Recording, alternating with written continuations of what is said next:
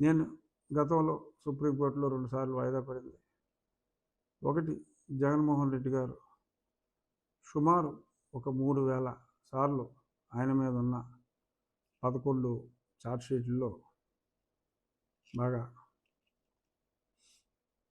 వాయిదాలు అడిగినట్టుగా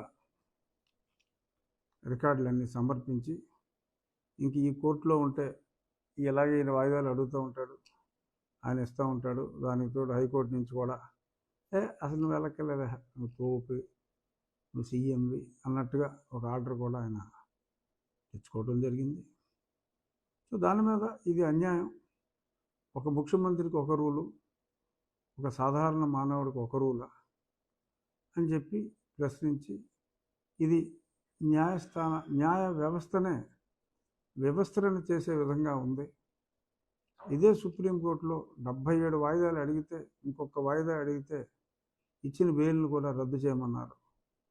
మరి ఇక్కడ ఇన్ని వేల వాయిదాలు అడిగితే అతిగతి లేదు అని నేను ఏ ఒక్కరూ కూడా ఈ పిటిషన్ వేయటానికి ఆంధ్రదేశంలో ముందుకు రాని పరిస్థితుల్లో నేను ముందుకొచ్చి నేనున్నాను అంటూ ముందుకొచ్చి నేను ఈ పిటిషన్ వేయటం జరిగింది. అలాగే నేను గతంలో అప్పుడు కూడా జగన్మోహన్ రెడ్డి బెయిల్ రద్దు చేయడానికి ఎన్నో అవకాశాలు ఉన్నప్పటికీ ఏ ఒక్కడూ కూడా ఆ బెయిల్ రద్దు చేయాలని అడిగే ధైర్యం లేని పరిస్థితుల్లో నేను ఒక్కడనే ధైర్యం చేసి ఆ పిటిషన్ వేసిన 20 రోజులకి ఆల్మోస్ట్ ఏమో చంపేస్తే స్వర్గానికి వెళ్ళి ఉన్నాం, నరకానికి వెళ్ళి ఉన్నాం, నాకైతే తెలియదు. కానీ మన హిందూ శాస్త్రం ప్రకారం చచ్చినవాడు పుణ్యం చేస్తే స్వర్గానికని, పాపాలు చేస్తే నరకానికని సిద్ధాంతాన్ని మనం నమ్ముతాం. కాబట్టి ఎక్కడో దగ్గరికి పంపించడానికి జగన్మోహన్ రెడ్డి రెడీ అయ్యాడు.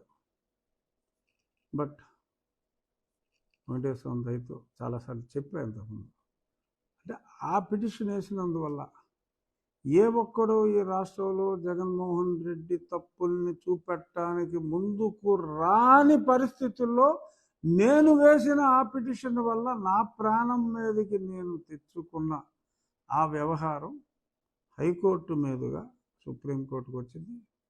గతంలో వాయిదా వేయటం జరిగింది. ఇప్పుడు మళ్ళీ ఈరోజు ఈ 2 పిటిషన్లు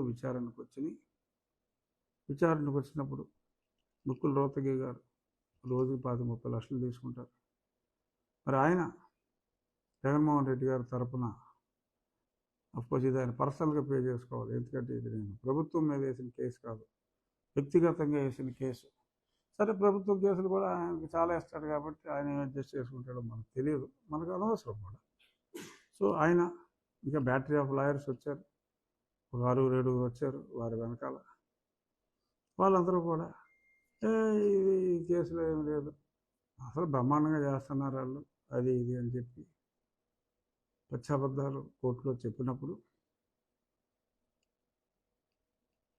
the would be chief justice of India number 2 judge justice Sanjiv Khanna గారు what is the progress of the case అని అడిగితే పెప్ప అని చెప్పి అంటే ఒక ముఖ్యమంత్రి, ఒక పార్టీ అధ్యక్షుడు కోర్టులకు వెళ్లకుండా ఉండటం అది కరెక్ట్ కాదు. వారికి వెసులుబాట్లు ఇవ్వటం, the trial shall go on అని చెప్పి అని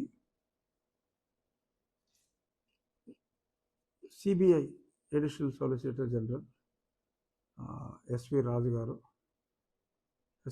గారు సిబిఐ తరపున అటెండ్ అయితే అసలు ముందు అడిగారు, ఆయన క్వైట్గా ఉన్నారు, హూ ఇస్ సిబిఐ కౌన్సిల్ అని జడ్జి గారు తీవ్ర స్వరంలో అడిగినప్పుడు ఆయన నేను సిబిఐ కౌన్సిల్ని, ఈస్ హైలీ రెప్యూటెడ్ లాయర్ రాజుగారు, చాలా పెద్ద మనిషి.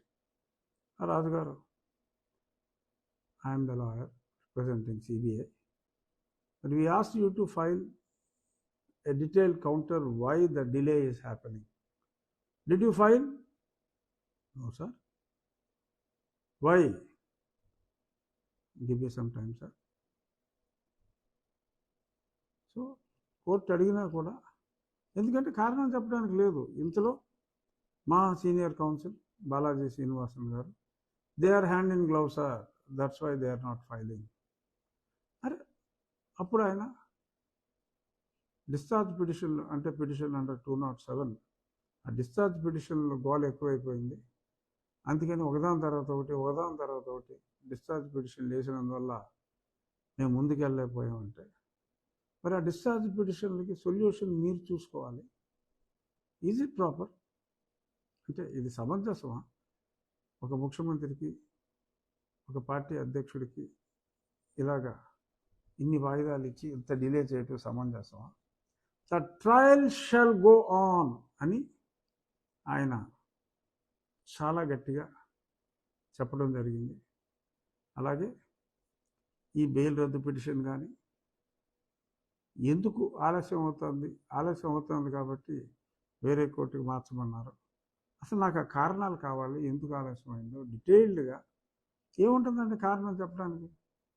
వారానికి 60 లక్షలు ఖర్చు అవుతుంది, అంచేత నేను ముఖ్యమంత్రిని, సో కాబట్టి నాకు టైం కావాలంటే, అయితే ఒక ముఖ్యమంత్రి కాబట్టి అడుగుతున్నట్టు, అయితే బెయిల్ రద్దు చేశారా అని చెప్పి వెంటనే జడ్జి గారు అనొచ్చు. సో ఏమీ చెప్పలేక మేనమేషాలు లెక్కిస్తే మెమ్మెమ్మ తత్త అని అంటే, సరే ఎన్నికలు కూడా వస్తున్నాయి కదా, సో అంచేత ఆగస్టు 5కి వాయిదా వేస్తున్నాను అని అంటూ, but the trial shall go on అని చెప్పి అన్నారు. మరి చూడాలి ఇప్పటికైనా మరి వీరు పిలుస్తారా, హైదరాబాద్లోని సిబిఐ కోర్టు వారు వస్తారా అనేది ఇట్స్ $1 బిలియన్ క్వశ్చన్. ఏముంది, లాయర్లు వెళ్తారు, 4 చివాట్లు తింటారు, they are extremely sorry milord, pardon us milord అంటారు అనుకుంటున్నాను నేను. బట్ ఏదేమైనా ఎంత గొప్ప లాయర్ని ఇతను నియమించినా న్యాయానికి ఎప్పుడు బలం ఉంటుంది.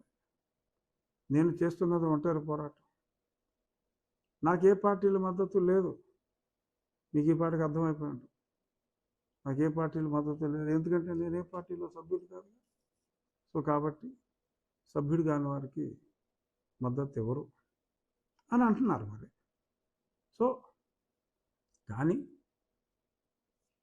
ఈ పోరాటం రాష్ట్ర ప్రజల కోసం, చంద్రబాబు నాయుడు గారు లాంటి గొప్ప వ్యక్తి మళ్ళీ ముఖ్యమంత్రి కావాలి అనే ఆరాటంతో, ఉబలాటంతో నేను చేసిన పోరాటం. ఎందుకంటే ఇది నా గొప్పల కోసం నేను చేసిన పోరాటం కాదు. నా పదవి నేను అనుభవించవచ్చు, 5 సంవత్సరాల పాటు నాకు వచ్చిన పదవిని ఎవడైనా అనుభవించాలనే చూస్తాడు. నిన్న మొన్న తెలుగుదేశం పార్టీలో జాయిన్ అయిన వాళ్ళు కొద్దిమంది భారతీయ జనతా పార్టీలో జాయిన్ అయ్యారు. ఏ రోజు కూడా పోరాటం సంగతి దేవుడు ఎరుగు, పెదవి విప్పి మాట్లాడిన మాట ఒక్కటి చూపెట్టినా నేను సీట్ అడగను ఈ కూటమిని. ఏ ఒక్కడైనా సరే, ఈ 10 రోజుల్లో జాయిన్ అయిన ఏ ఒక్కడైనా 3 నెలల ముందు జగన్మోహన్ రెడ్డిని రకంగా ప్రశ్నించారు అని చెప్తే నేను రాజకీయాల నుంచి శాశ్వతంగా విరమించుకుంటాను. అంతమందికి సీట్లు ఇచ్చిన ఈ కూటమి, భారతీయ జనతా పార్టీ కావచ్చు, జనసేన, నేను ఒక ఎంపీ అభ్యర్థిని కూడా ఇచ్చారు, వారైనా కావచ్చు, తెలుగుదేశమైనా కావచ్చు. నాకు అనిపిస్తుంది జగన్మోహన్ రెడ్డి మీద నేను చేసిన పోరాటమే నాకు శాపమా? ఎటువంటి ఆపేక్ష లేకుండా అందరందరూ పార్టీలు పెట్టుకుంటున్నారు. నాకు రాజకీయంగా స్వార్థం ఉంటే ఏమో నేను కూడా పెట్టి ఉండేవాడినేమో, లేదు కదా. నాకు నేను కోరుకున్నది మనస వాచ కర్మన ఈ రాష్ట్రం అభివృద్ధి చెందాలి అంటే శ్రామికుడైన చంద్రబాబు నాయుడు గారు ముఖ్యమంత్రి కావాలి అని నేను కోరుకున్నాను. నిన్న చూసాం, ఆ ముషిలోడు, ఆ చంద్రబాబు అంటాడు జగన్మోహన్ రెడ్డి. ఆయన 3 మీటింగ్లు, ఎవడ కుర్రోడు ఎవడ ముసలోడు, రోజుకి 3 మీటింగులు, మండు టెండలు చేసిన వాడు ముసలోడా? ఏసీ బస్సు వేసుకుని ఆ బస్సు పై నుంచి మాట్లాడేటప్పుడు కూడా అటు ఇటు కూలర్లు వేసుకుని మాట్లాడేవాడు. ఏదో ఒక మీటింగ్ చేసేవాడు. యువకుడా, మీరే నిర్ణయించండి. ఎవరు కుర్రవాళ్ళు, ఎవరు యువకులు, ఈ రాష్ట్రాన్ని గాడిలో పెట్టగలిగిన వాడు ఎవడో మీరే ఆలోచించండి.